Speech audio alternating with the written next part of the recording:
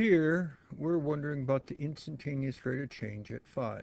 Well, if we graph our d for distance is equal to 4t squared, we get time on our horizontal axis, we get distance on our vertical axis, and we're looking for the slope of our tangent line at 5 because that's your instantaneous rate of change. Well, instantaneous rate of change is slope. So first of all, let's look at the units of our slope. Slope, you know, is change in y over change in x. Units of the y are the feet right here. Units of the x are seconds.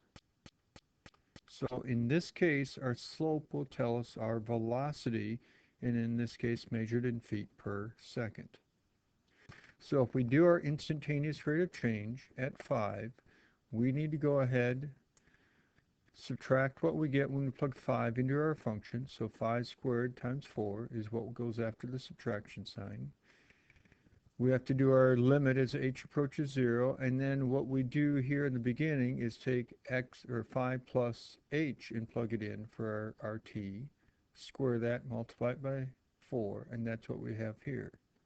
So you'd have to go x, or 5 plus h, all squared, FOIL that out, distribute through your 4.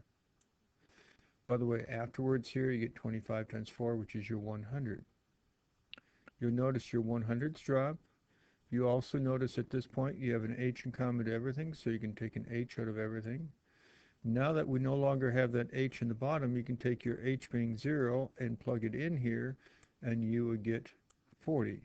And once again, the units we were talking about was feet per second, so our instantaneous rate of change in the context of this situation is 40 feet per second.